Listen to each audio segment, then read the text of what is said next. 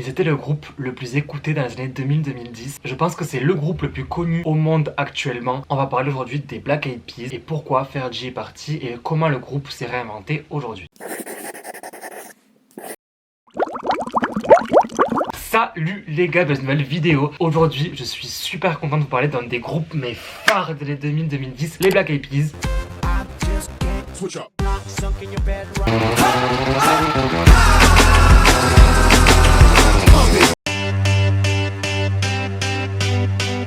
Le fameux groupe, leur musique était partout et je pense qu'en fait on peut dire que c'est un groupe qui est connu, voire extrêmement connu, parce que moi en fait je me dis, si tes parents et tes grands-parents connaissent des musiques actuelles, c'est que le groupe est connu. Dites-moi un seul grand-parent ou un seul parent qui n'a jamais entendu I Got a Feeling. Aucun. Voilà, aujourd'hui on va parler de ce groupe. En fait je savais pas, mais le groupe a commencé en 1995. Bref, je raconte ça tout à l'heure. Avant de commencer, n'hésitez pas à lâcher un petit pouce bleu, à vous abonner et à mettre en commentaire une star qu'on fait pour les prochaines fois. Normalement là j'ai quelques vidéos qui vont venir. On y va, vamos. Le groupe a commencé avec will.i.am. Donc will.i.am, je pense que vous connaissez parce qu'il a aussi fait une carrière solo.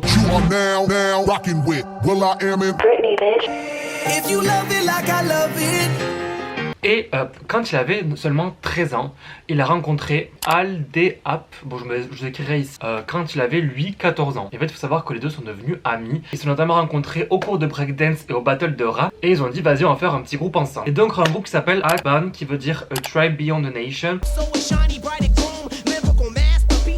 Du coup, ce sera un groupe de hip-hop qui vont créer tous les deux. Ils ont commencé à faire plusieurs petits concerts par-ci par-là. Et c'est au Ballistic, donc c'est un petit bar à Hollywood, qu'ils ont rencontré leur troisième membre qui s'appelle donc Taboo, mais son vrai prénom c'est Jaime Luis Gomez. Et en fait, le Ballistic, c'est quoi? C'était un espèce de bar à l'époque qui était très fréquenté par Hollywood. Et en fait, il dit que genre ils y sont allés un soir lorsqu'ils avaient 16-17 ans. Et en fait, ça a changé leur vie. Parce qu'en fait, du coup, ils ont rencontré plein de personnes. Et en fait, leur groupe a signé chez Ruthless Records, qui appartenait à Eazy-E, donc qui est un rappeur américain qui est décédé. Eazy-E, c'est ça.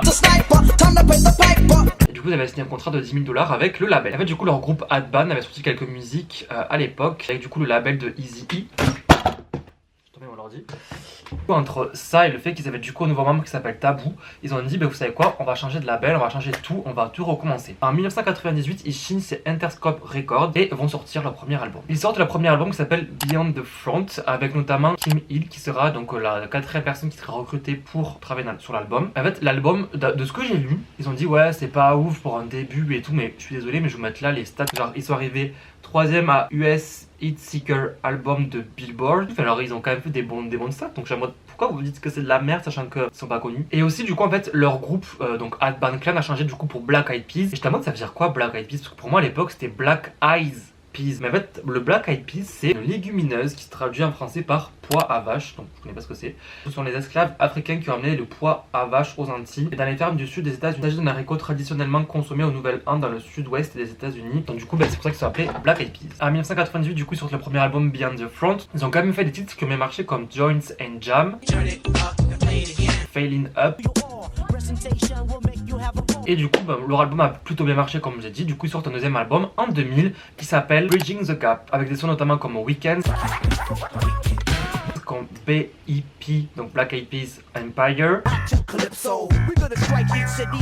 Et en fait, il faut savoir que du coup, comme je disais tout à l'heure, il y avait donc les Black Eyed Peas et Kim Hill. Et en fait, j'ai pas trop compris parce que quand j'ai fait mes recherches, ils disent que Kim Hill était genre la chanteuse du groupe, mais sur les deux pochettes d'album, elle n'y est pas. Elle n'est nulle part. Elle n'est pas allée sur tous les titres, donc je pense que c'est aussi pour ça. Mais du coup, elle faisait partie du groupe sans en faire partie. Kim Hill, elle est passée donc dans Behind the Front, donc du coup dans l'ancien album sur The Way You Make Me Feel, Be Free, What It Is and Leave It All Behind. Et là sur 1, 2, 3, 4, 9, sur 9 musiques de l'album. Et l'album, il a 13 titres. Donc elle est sur 9 des 13 titres, mais elle est pas sur la pochette d'album. Bref, du coup, leur album, il va très bien marcher aussi parce qu'en fait, il est arrivé, je vous remettrai ici genre les charts, des trucs, mais en fait, il est quand même bien monté dans plusieurs classements américains, mais aussi dans plusieurs autres pays. Australie, j'allais dire Germanie, n'importe quoi, Allemagne et Nouvelle-Zélande. Je vais le rappeler encore une fois, en 2000, bon, j'étais pas né, certes, mais je pense que ça n'a pas changé de 2002, 2004, 2006. La musique s'écoutait à la radio, à la télé et dans les magasins de CD. Et à Leclerc, t'as acheté ton CD, mais du coup, pour connaître des personnes, c'était un peu compliqué. Je me dis, mais à ce moment-là, ils sont personnes, ils sont comme ça. Et en fait, on apprend en 2002 que Kim Hill quitte le groupe. Et en fait, au début, j'étais un peu en mode trop bizarre et tout, nanana. Puis il y avait des articles qui disaient que elle a quitté le groupe et tout, mais il n'y a pas plus de raison. Et en fait, ça me fait trop mal au cœur. Il dit que le groupe commençait à vouloir la sexualiser, à la mettre hyper sexuelle, notamment parce qu'il y avait un nouveau management, une nouvelle direction qui était venue. Tout a changé, elle sentait beaucoup plus de pression. J'ai raison voulu dans un clip qu'elle se frotte sur will.i.am en maillot de bain, elle a dit non. It just started to get clumsy and messy. You want me to grind on will.i.am in a bathing suit. That was being asked of me, never by the guys. That was happening from an executive level. Et en fait, elle disait que genre il y avait un bras de fer, parce qu'il voulait savoir jusqu'où elle pourrait aller pour se déshabiller. Dans des clips, elle était à mode, mais how far out on this plank do you want me to go? J'ai pas envie de ça en fait. Et elle a même dit, je n'ai jamais voulu être considérée comme un objet pendant que je faisais ma musique. Genre elle a raison en même temps, genre MDR, genre comment ça? Parce que c'est une meuf, on la fout à moitié à poil en train de twerker sur un mec. On est où? Apparemment, il y a aussi une deuxième raison, c'est que du coup le nouveau management c'était pas du tout en accord avec ce que le groupe avait fait avant. The pressure started coming to like soften it up and make it super commercial. It was like, we're not really gonna do that, are we? Parce que les musiques étaient quand même pop, mais il y avait beaucoup de hip-hop, de soul, je sais toujours pas comment on dit. Mais là, ils voulaient vraiment se diriger vers un univers pop pour du coup marcher. Elle a dit, du coup, ça m'intéresse pas. Moi, je suis venue pour faire de la soul. Du coup, elle est partie du coup. De base, le groupe marche, mais aussi marche parce qu'il y a une voix féminine. Et de base, il devait faire venir Nicole, alors je vais coucher son nom, désolé, Schreisinger. Et en fait, elle a été choisie pour être la nouvelle Kim, mais elle a pas du tout remplacé Kim. En fait, j'ai trouvé pareil deux raisons. La première raison, c'est que du coup, en fait, elle avait été prise chez les Pussycat Dolls. Du coup, elle est partie là-bas. Et aussi parce qu'apparemment, son copain de l'époque était pas du tout d'accord avec ce qu'elle fasse partie de ce groupe. Il y a ces deux raisons, c'est soit à cause de son petit ami, soit à cause des Pussycat Dolls. En tout cas, elle est pas rentrée là-dedans. Et ils ont trouvé du coup Fergie. Donc Fergie, pour ceux qui savent pas, c'est vraiment genre la voix des Black Eyed Peas. Je pense qu'en fait, on connaît tous les Black Eyed Peas à partir de quand Fergie est rentrée dedans. C'est elle vraiment genre la voix que moi je retiens en tout cas. Genre dans le c'est toujours elle, genre comment je retiens. Donc comment Fergie est rentrée dans le groupe. Donc en fait, will.i.am il a dit dans une interview à Billboard que en fait à l'époque ils écrivaient des musiques du coup mec-meuf, c'est qu'il y avait du coup des voix d'hommes et de femmes. Et du coup vu que Kim était partie, il fallait très bien que il y ait une personne qui la remplace. Du coup ils travaillaient sur le projet Elephant qui sera du coup leur troisième album. Et en fait du coup ils ont rencontré Fergie, elle est venue proposer sur une chanson qui s'appelle Shut Up. Cette musique j'avais oublié mais en fait je savais pas que c'était Black Eyed Peas qui chantait ça. Et en fait ils ont grave kiffé la vibe et tout, ils ont dit mais en vrai c'est elle quoi qu'il nous faut. Et du coup elle est passée sur plusieurs autres titres comme par exemple Let's Get It Started,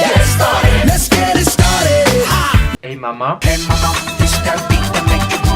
Donc Fergie du coup pose sur Shut Up et du coup sur la musique Shut Up qui sera un très bon succès. Du coup ils l'ont ajouté totalement dans le groupe en 2003. Donc le 24 juin 2003 sort leur troisième album comme je vous dis Elephant. Donc Elephant du coup il regroupe Shut Up, Hey Mama mais aussi Let's Get It Started et Where Is Love.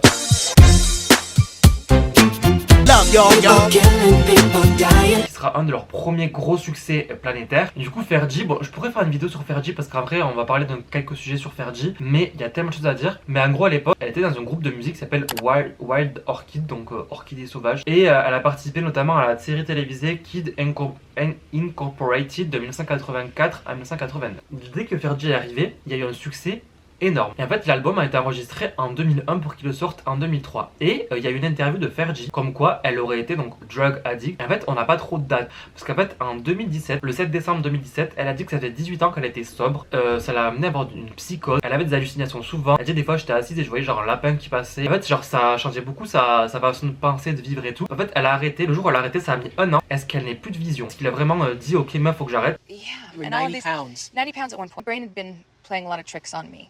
Kind of living in this kind of alternate reality. Elle racontait qu'une fois du coup elle était à l'église. I went one day into this church and I thought that the FBI and the SWAT teams were outside of the church. And I said, all right, if I go out there and the FBI and the SWAT team's not out there, then it's the drugs and I'm stopping. I went outside of the church and there was no SWAT team. Il n'avait que moi dans un parking, c'était un moment de libération. Donc je préfère une vidéo plus longue sur Fergie parce que là bon, pas le sujet Fergie, c'est plus pour les Black Eyed Peas. Avant les Black Eyed Peas, elle a eu cette période où elle était dans la drogue. Donc leur album sera un succès phénoménal. Faut savoir qu'en plus de Fergie, du coup, il y a eu aussi des feats avec notamment Justin Timberlake.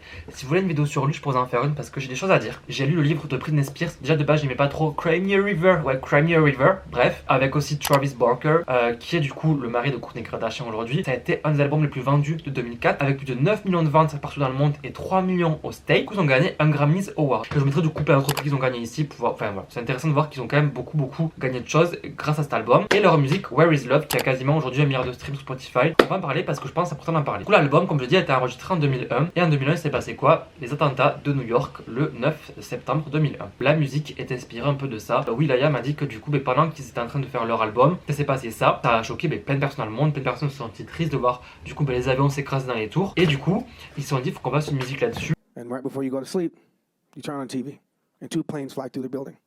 And so you call your grandma because you're afraid that the same thing's going to happen to San Francisco Bridge and you have to drive back home. Il a commencé du coup à créer un petit beat. Justin comes, my heart's broken, do this song because you're heartbroken, the world's heartbroken. So his lyrics, the people killing, people dying, children hurting, hear them cry. I was like, yo bro, that's magic. Et d'où est venu du coup Where Is Love où Fergie chante dessus. Et Where Is Love, ce sera leur plus gros succès même de l'album. Donc leur 3e album sera un succès. Et du coup on va passer du coup à leur 4e album. Leur 4e album du coup s'appelle Monkey Business. Pareil, sera un gros bop. Il sera vendu à plus de 10 millions d'exemplaires partout dans le monde. L'album du coup il compte des bops comme My Humps. Get you love drunk off my hump, my hump, my hump, my hump. Mais surtout le fameux Pumpy. Get it on, move it. Come on baby, do it. Et en fait du coup pareil, ça a été un gros succès. En fait ils ont commencé du coup à faire plein de concerts, plein de ventes. will.i.am a dit qu'ils ont fait 400 spectacles et ça de 2003 à 2004. Et du coup ils ont quand même beaucoup travaillé. En fait Fergie elle a dit qu'elle voulait prendre le temps parce que là il y avait trop de choses qui se passaient dans sa vie. Et du coup c'est pour ça qu'en 2005 ils ont fait une pause. Du coup en 2005 à leur dernier concert ils annoncent qu'ils vont faire une pause et qu'ils vont quand même revenir, mais c'est pas du tout un mode ils se séparent, c'est vraiment une pause pour respirer et que du coup chacun se concentre sur leur projet solo. Et du coup Fergie sort son album qui s'appelle The Duchess, donc la Duchesse, qui va être pareil un énorme succès, notamment avec Big Girls Don't Cry, Glamorous, Fergalicious. Ça a été des gros sons. C'était la première pause au groupe will.i.am. Du coup, il s'est concentré sur son 3e album qui s'appelle Songs About Girl, qui a pas du tout marché par contre. Et du coup, Tabou lui fera une musique qui s'appelle La Paga. Donc, ce sera une version duo du titre La Paga avec Juanes. Chacun fait sa vie. Puis en 2007, will.i.am annonce qu'ils vont revenir. Et revient du coup en 2009 avec le fameux. Moi en fait j'ai découvert comme ça à l'époque en 2009 là, en 2009 devant YouTube là, j'ai mis cette musique qui a été le premier single de leur album, donc The End.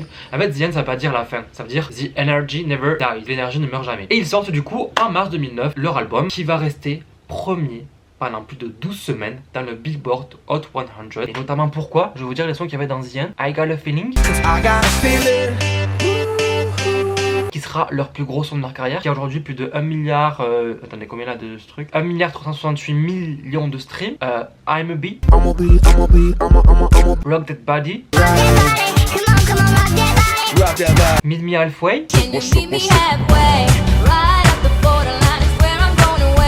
Voilà pourquoi. Ça pour moi c'est les sons. En fait à l'époque j'allais chez le dentiste hyper loin de chez moi, j'étais à 1h30 de chez moi, la campagne on se sait. Et du coup là c'était vraiment les Black Eyed Peas qu'on mettait avec ma cousine qu'on allait chez le dentiste. Bref, trop de souvenirs Clara, je passe par là. Voilà. Donc leur album sera mais un bop. Et comme j'ai dit au début de la vidéo, c'est ça de se dire que c'est un groupe qui est connu. Parce qu'en fait vos grands-parents connaissent I Got a Feeling. Tout le monde connaît I Got a Feeling. On va dire à ta grand-mère Taylor Swift, elle va dire c'est qui ça? À tes parents, ils vont dire, à la rigueur Stéphane, ils vont dire bon ok, mais si tu leur dis c'est Taylor Swift, ils vont être en mode c'est qui? Alors que c'est l'artiste la plus écoutée dans le monde quasiment. Mais Black Eyed Peas, tout le monde connaît. Leur album sera le 3e plus vendu de 2009 avec plus de 4,6 millions de ventes et il atteindra même les 11 millions plus tard. Voilà, c'est énorme. Mais qui se rappelle surtout du flash mob qu'il y avait eu avec I Got a Feeling, genre ça. Bref, trop de nostalgie. Donc leur album pareil, ils partent en tournée, blablabla, enfin bref. Ils reviennent du coup le 30 novembre 2010 avec The Beginning, donc leur nouvel album, avec notamment la reprise de The Time of My Life de Dirty Dancing, qu'ils ont appelé The Time. Et ça a été le premier clip qui a été réalisé en 3D. D'ailleurs, qui se rappelle à l'époque la 3D, c'est leur The Truc, les télé 3D, les films 3D. C'est où aujourd'hui? Qui c'est qui regarde des trucs en 3D encore? Et bref, du coup, ça a été les précurseurs de ça. Leur album, du coup, a des bops comme The Time, Don't Stop the Party. Oh, cette musique, Don't Stop the Party. Et surtout, une de mes préférées qui est Just Can't Get Enough. Oh, cette musique. Vous voyez Fergie, encore l'effet Fergie. Et après ça, ils font quoi? Le Super Bowl.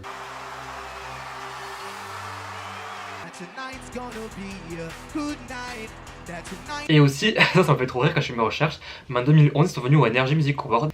Et en fait ils sont pas tous venus, il y en a 2 qui sont venus. Et il y avait notamment Fergie et je crois que c'est Tabou qui était un hologramme.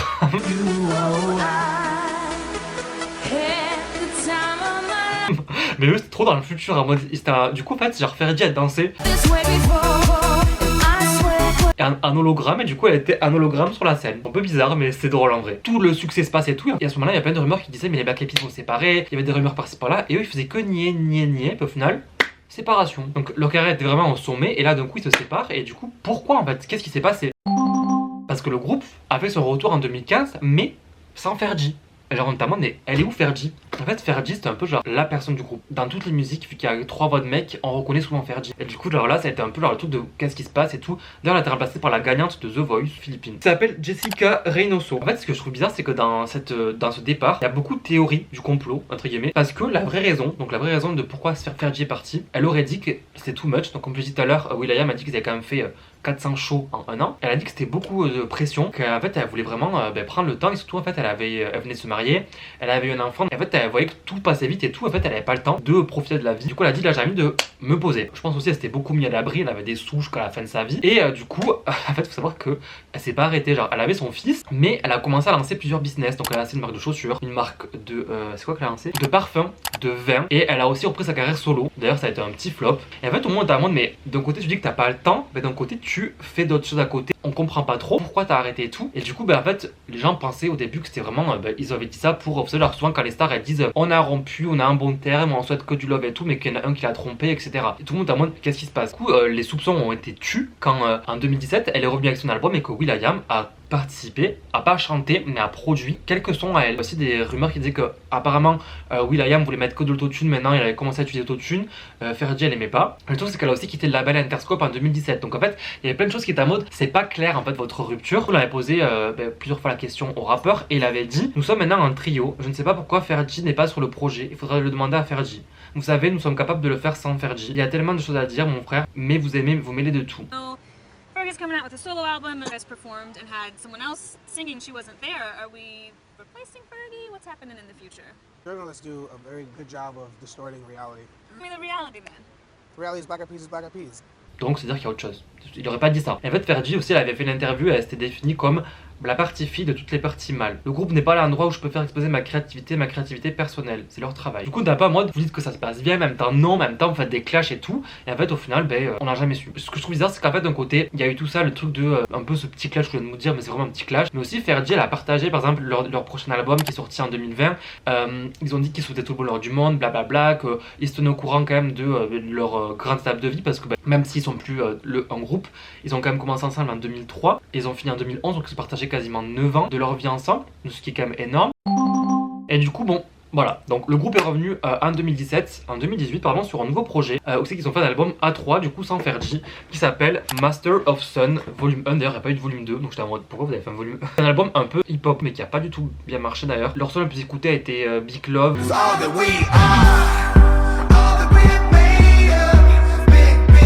Et Dopeness.